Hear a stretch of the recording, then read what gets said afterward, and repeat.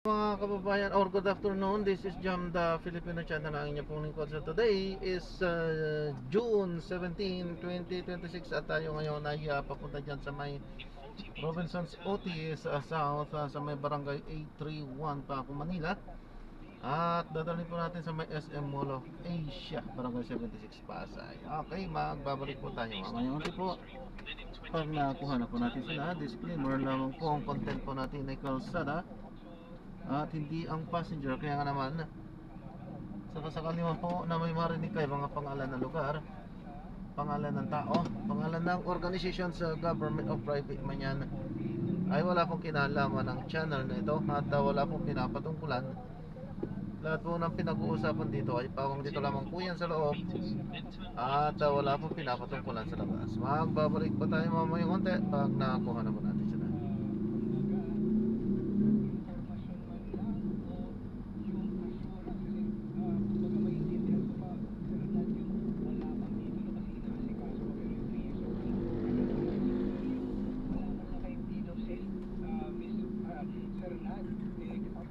In 80 meters, turn right onto United Nations Avenue. Wala pa sa inyo. So, kaya nga ako tumarong ito sa inyo. In 40 meters, turn right. Pupuntin pa kami sa Doliet.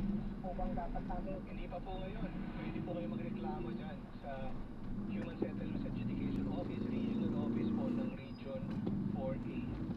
Hanapin niyo po yan. Madali po silang mahanap sa internet. Okay po, sir, na? Opo, doon po muna kayo magreklamo. Magsapa po kayo ng reklamo. 700 meters, then turn right. Opo, sila magpapatawag.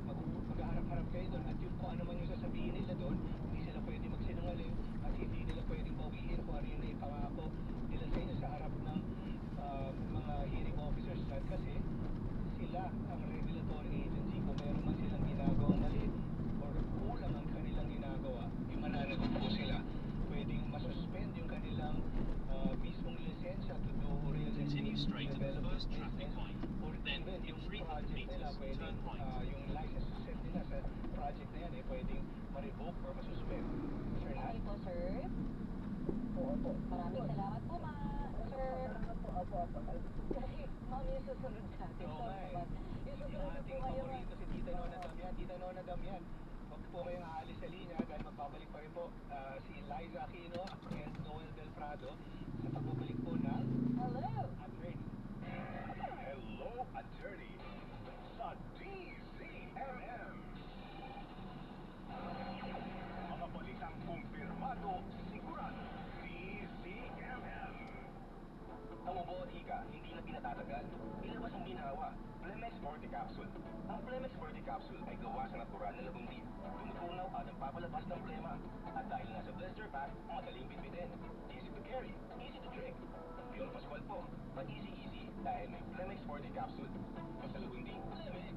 Vitex Segundo L is the generic name of Plemex Forte. If symptoms persist, consult your doctor. Tanggal ang plema, tigil ang ubo. Maluwag ang paghinga sa Plemex Forte. Basta lagundi, Plemex. Ang Plemex Forte Lagundi Capsule ay mabibili sa pangunahing butika o drugstore na malapit sa inyo. Basta AMMM. Yaman ang bawat pamilya. Kaya sa panahon ng stress, gusto niya magaling trabaho. Gusto niya magtrabaho dito sa Senado. Samantala, sa mga taga-Cayetano lang, katulad si Senator Lori Ligada na ang nakapanyang Continue straight at this traffic light. ang sabi niya sa Pilipinas, Pinorian, habang si Senate President Lee, sabi niya majority rule. Kinilala na majority na ang Gagsanyan factor niya, pinaaliman ng 13 senador. Kabilang yan si Gagsanyan. Sabi ni Kuwa, pare-pareho na sila makakabalik sa trabaho. Senator Ati Marcos naman, sabi gusto lang nilang magtrabaho at hindi naman daw sila ang nagsusunod. Sa atin sa piling umaga na ikalang nahapon ulit na diyan bilang Senate President, nahalan si Senator Nico Soto bilang Senate President Pro Tempore, nanupan si Senator Dutiri bilang Majority Leader at nagilan ng mga chairman at vice chairman ng mga at members ng mga komite. Elected na vice chairman ng Blue Ribbon Committee, sina Senators Pangilinan at Sing Lacson. Samantali sa mga sandaling ito, nagdesisyon ang commission on appointment, mga komite ng commission on appointment ay nagdadaos ng mga pagkakitas na mula yung kanilang mga recommend ako na pagkapanin sa salang plenary confirmation. At pagkatapos niya, magbabalik sa sesyon ang Senado alas 10. Continue straight at this traffic light. Para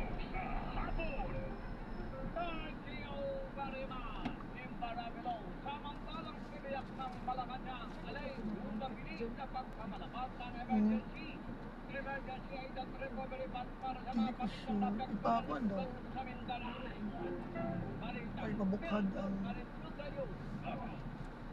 Binigyan din ni Executive Secretary Nalimot na Ralph bitaw Garcio siya. na ginagawa ng gobyerno ang lahat para maging mas mabilis ang pagpapalabas ng emergency aid at tulong para sa recovery na mga naapektuhan ng malakas na kaligtasan Kay Dark kayo ang mukano. Sinabi na rin na magkilos ang buong makinarya ng pamahalaan para sa mabilis na tulong.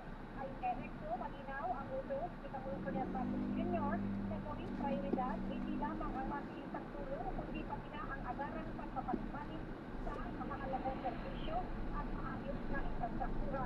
Kaugnay ito, may resolusyon na inihain sa Senado na nananawagan para sa sapat na Continue pondo at straight in this resources traffic upang light. matulungan sa mga lugar na magiging naman ng linggo.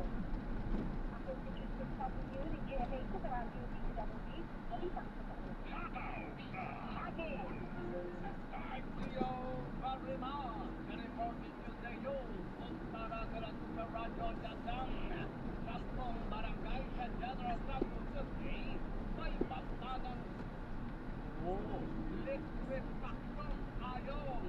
Continue straight at the first traffic light, then at the second traffic light. Stay straight to take the ramp.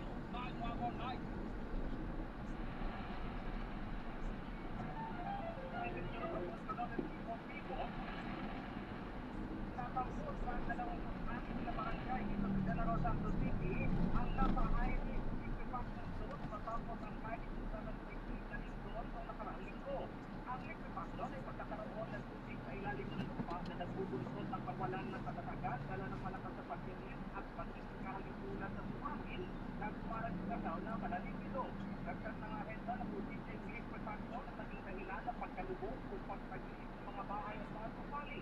Kasama na pagkuluwat ng tubig mula sa ilalim ng lupa at pag-ipaw ng mga malalaking upat sa lupa. Ang pinakahuling tapos naman mula sa LGU Westbank, dalawang katao lang ang sabay, ang magkakasing kulang 500 lang ang nasasaktan sa likod.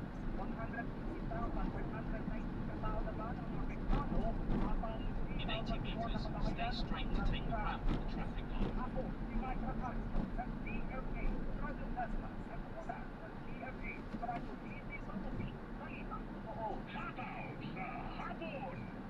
Thank you very much! Mike Rakas, punta na sa Radyo Davao, ilang bahay sa Davao City, nakikilalaman na tamaan ng ipo-ipo. Balitang Pinutuka, Francis Pimbal, Bago Abong Francis. Ada hapon sa rin ng Bunsana ay ilang bahay sa barangay Dudutusa, Pia Dudutusa, Davao City. Matapos sumama ang pinahinuwaan ipo-ipo kagabi. Ayaw sa ilang residente na kapalayanan dito sa Barangay Davao, narinig na ang malakas na hangin kasama ng ulan at ilang minuto lang ay nilipat na ang yero na ilang mga bahay at napinsala din ay ilang bahagi nito. Nasakit din naman ilang mga residente dahil sa malakas na tulog ng hangin. Sa pahayaw naman ng Barangay Council ng Dudutusa City, walagay ka lang sugatan o namatay sa residente kaya agad sila nagpapaglayan ng Dito sa Gulpo de Cruz County na pangwagigyan at pagbulang tulong ang mga apektadong residente. Ayon sa pag-asa, natatapos dito sa panahon sa Davao City ang Lucanay Thunderstorm. Ako, si Francis Pimbal ng GMA sa Barangay Davao, nag-ulat sa GMA sa Barangay Duty, Balitang Totoo. Dagan salamat, President Pimbal, mula sa Super Radio Davao, punta natin ang sentro ng Kabisaya ng Super Radio Cebu. Isang lalaki, atay, panapos masagadaan na nakasitibo.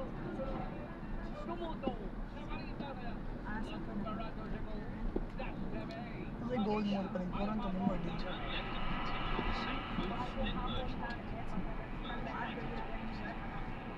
Ang softness naman. Kaya kung di ka ganahan, pwede naman sa buwan ba? Turn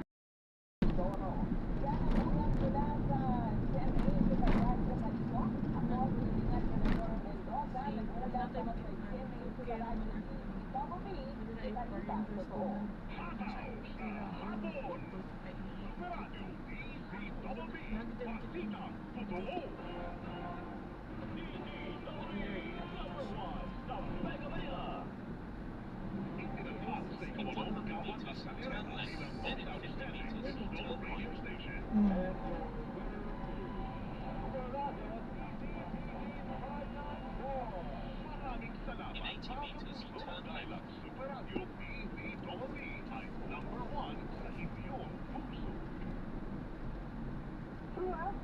of being a broadcast journalist, I stay true to my principles and stand for the truth. Ako si Cheryl Cortin, news anchor and TV host. Mahalaga ang inay, just like and recaps the work and students who went sa may outlet data at Galaman Routine. Instill quality excellence class, proper diet and exercise. Every recap Then turn right onto JWDO Boulevard. Maalala ang SB Cup, hindi mo na hindi dapat ito sa WhatsApp. Para hindi mahuli sa mga balita, sundan ang mga social media accounts ng Super Radio DZBB. Mag-subscribe sa aming YouTube channel at i-follow kami sa Facebook, TikTok at X. Hanapin lamang ng Super Radio DZBB para makita ang aming mga official social media account. Tutok na para sa mga balitang tama at totoo. Mga kapuso, unique at 7.8 In 100 meters, turn right onto JWDO.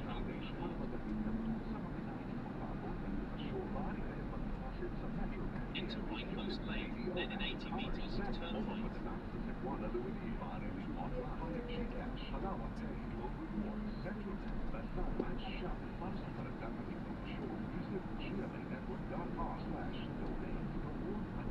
Continue on JWDO Boulevard for 1 kilometer. Mga kapuso, maaari nyo nang mapanood at mapakinggan ang Mas sa Puso sa aming official YouTube channel at sa Spotify.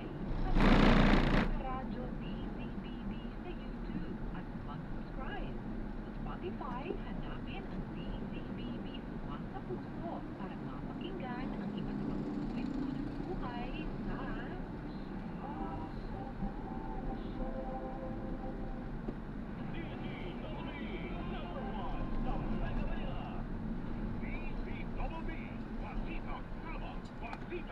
Talagang yung polis na hindi kasi.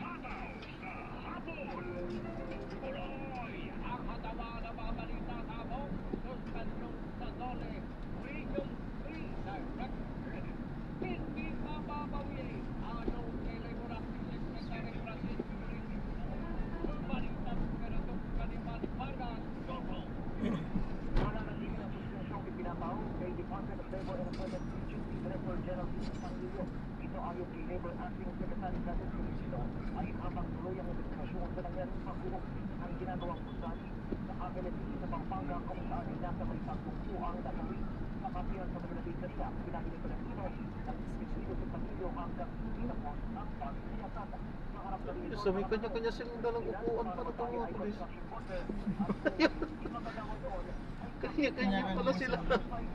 Nakatindak matupad ng board publish ang Dole Regency na sa nakisang parang sa mismong job center at pang iba pang mga Continue straight at this traffic Malaman light. ng Pilipino kung hindi pa sinunod ang patakaran kung nadamay sa pagkulang kusali sa kabila ng nauna ng suspensyon ng trabaho. Samantala, sinanunsyo rin ng Dole Acting Secretary na 5 araw bago naman ang June 8 na linggo sa Mindanao ay kanyang pinalitan ang Regional Director sa Region 12. Wala naman anyang kinalaman ito sa karanasan pag-galing. Ang Mokitani Vargas sa GMA Super Radio, Sorry, pakitang ito. Hataw sa hapon! Thank you very much, Manny Vargas! Kinilala naman ang Department of Foreign Affairs o DFA ang mga bandang tumulong naman na mamagitan sa American Tira para makamit ang pisil na nakapulong. Pero ito pang balita, Pamela A. Pamela Adriano, Cabo. Welcome sa Pilipinas ang pagtutulong sa kapayapaan sa kanila ng American Tira na patungkol ng PDA effort sa pamamagitan, Pakistan at ibang bansa. Sa Ismaya, tinuloy ng Department of Foreign Affairs ang naging pamilito ng Pakistan, Qatar, Egypt, Saudi Arabia, Turkey, at iba pang nagsulong ng dialogue upang ipag-usap sa Philippines ng mapayapang pagsusunod. Ang atensyon sa Philippines ay nagdulot ng malawak na epekto sa ekonomiya ng maraming bansa. Ang mura at pagsisil ng maraming buhay. Kaya umaasa umano ang PFP na mauuwi na ang kasunduang pagkapayapaan sa pagitan ng American Iran sa permanente pag-iso ng Islam. Ako si Pamela Adriano ng Sini, sa Maraming sa totoo. Hataw sa hapon! Thank you very much, Pamela A. Bishop Pina, napakita na yung tara, malaking tulong at ginawa sa mga OFW sa gitnang silangan nayon sa isang political analyst. Balitang pero doon ka rin yun sa inyo. Gogo! development na maituturing ng mga overseas Filipino workers sa gitnang silangan na ang nabuo sa susuang pagpapayapaan sa pagitan ng Estados Unidos at Iran. Sa Bagong Pilipinas ngayon, sinabi ni Professor Froilan Canilo, political analyst, na maaari itong maging senyales ng pagsimulang maging matatag muli ng hanap buhay o trabaho ng mga OFW sa gitnang silangan. Magiging daan kasi ang kasunduan ito para maging mabuksan ng Continue for 300 meters, Ibig then sabihin turn ay right onto makabawasan Palm ang Coast panganib Avenue. para sa mga barkong tumatakbo dito. Kaya muling tatakbo ang ekonomiya sa maraming bansa na madadalhan ang supply ng langis. Dahil isang palatandaan anya ito ng muling pagtakas ng remittances na ipadadala ng mga OFW dito sa Pilipinas. Ako si Jason Munich GMA Superadyo Digital TV, Balitang Totoo.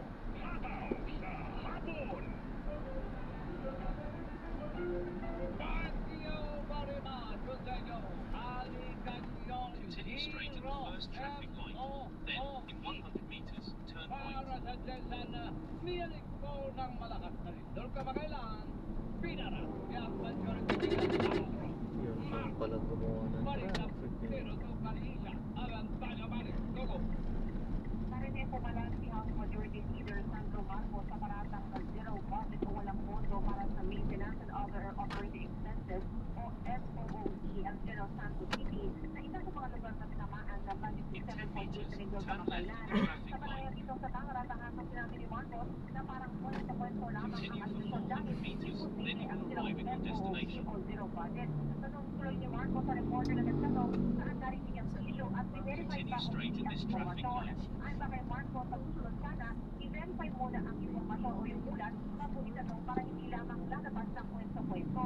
Sa uli-uli iginiit ni Marcos na walang zero MOOE lalo na sa Jensan na sino anyang insumido na gagawa nito. Nabatid ang issue ay galing kay Batangas Representative Leandro Liminte na sabing nabawasan o walang MOOE Continue straight at the first traffic light.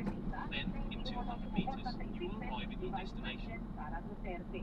Ako si Saladanya Malik ng GMA sa radyo ni Sinamuti, Balitang Totoo. Akiyo barima. Isa bang kada mali mahigit at tuntang itong putang na In 100 meters, ako you will arrive at your destination.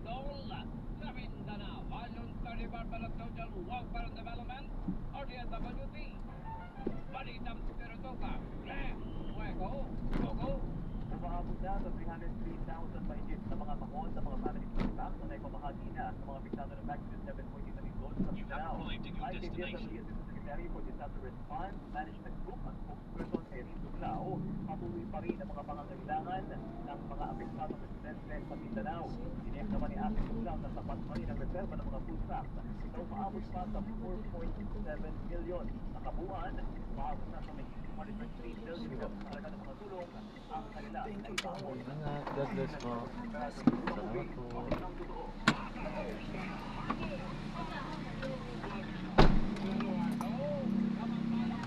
Thank you po. Sige po.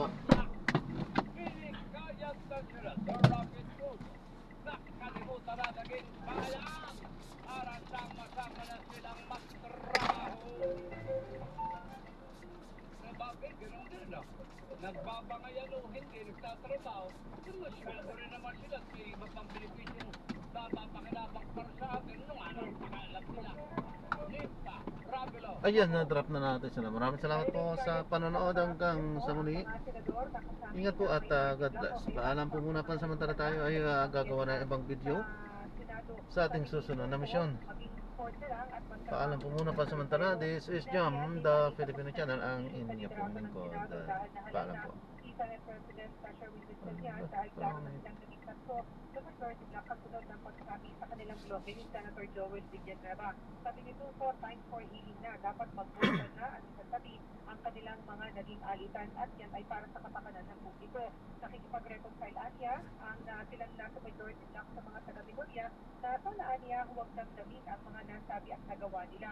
Humingi si Tuso ng paumanhin sa taong bayan sa nangyaring bangayan sa Senado at yun nga, ang kanyang punto, kalimutan na yun, magtrabaho na sila. Aniya maaaring hindi report sa special session ng Senado ang taga-Minoria, yan na yung kaninang umaga, dahil hindi patanggap, maaari Aniya hindi patanggap yung sitwasyon. Pero pinilitaw naman Aniya na tanggap nito ang isa na to Alan Peter Cayetano na nag-tweet na batay sa kanyang Facebook post. Samantala, sabi ng kanyang kapatid na si Senator Erwin Tulfo, may tuturing ng mood and academic ang division nila Cayetano at mga kasama sa minority bloc sa Supreme Court kung saan ginawa walang visa ang eleksyon Arriving in a sa minute bilang at Senate President 2:29 Rodolfo p.m., ang this acting route is Senate toll President. free. Yan ay bago na halang si Vincent Medina bilang Senate President. Sabi ni Tulfo, Passengers Senator, sharing their ito location. pangungunahan ng Supreme Court pero aniya hindi na mababago magpipigilan ng pagbabago sa liderato ng Senado dahil 13 na sila sa majority bloc na naghalal kay Gatchalian bilang Senate President. Samantala, katatapos lamang ng sesyon ng Commission on Appointment. Dito ay na-confirm na ang promotion, nomination ng 5 general ng Sandatang Lakas at mahigit sa 80 nasa 85 na mga foreign service officers. Ako si Nisa Darrell Jerry, sa radyo ni DWB, Balita. Hataw sa hapon! Aqui o Maribati para below floating platform sa namatao na namata sa baho de Masinlop, mga kaibigan, inatangkal na yung National Task Force for the West Philippine Sea. Balitang pero de Luisito Santos, go! Natanggal na ang floating platform na namataan sa lagoon ng Baho de Masinloc.